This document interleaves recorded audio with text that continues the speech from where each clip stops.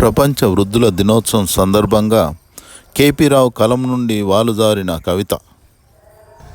బిడ్డకు జన్మనిచ్చిన అమ్మ, ఎత్తుకొని ముద్దాడిన నాన్న, అమ్మ అనేది మధురమైన మాట, అమ్మ అనేది విలువైన ముత్యాల మూట, అమ్మ అనేది విలువైన ముత్యాల మూట.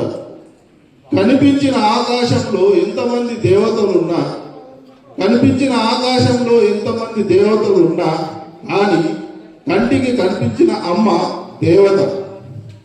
గోరుముద్దలు తినిపించిన అమ్మ, గోరుముద్దలు తినిపించిన అమ్మ, చెయ్యి పట్టి నడక నేర్పిన నాన్న. పిల్లలు వడివడిగా నడిచి కింద పడ్డప్పుడు, పిల్లలు వడివడిగా నడిచి కింద పడ్డప్పుడు ఏడవకూడదని ఎత్తుకొని ముద్దాడినప్పుడు అమ్మ ప్రేమ ఎంతో మధురమైనది, ఎంతో విలువైనది. తాము పడిన కష్టాలు తమ పిల్లలు పడకూడదని, తాము పడిన కష్టాలు తమ పిల్లలు పడకూడదని విద్యాబుద్ధులు నేర్పించి ఎంతో ఎత్తుకు ఎదగాలని, వారు పడిన శ్రమ ఇంతింత కాదయ్యా ఈశ్వరుడికే తెలుసునయ్యా. ఇంతింతై వటుడింతై ఎంతో ఎత్తుకు ఎదిగిన పిల్లలను చూసి, ఇంతింతై వటుడింతై ఎంతో ఎత్తుకు ఎదిగిన పిల్లలను చూసి ఆనందానికి అవధులు ఉండవు తల్లిదండ్రుల మనసుకి.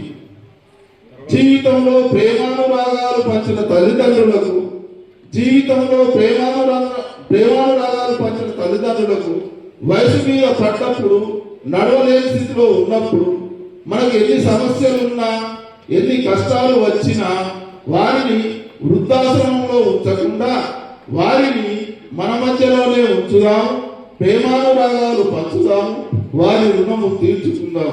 ఈ కవిత అమ్మా నాన్నలకు అంకితం.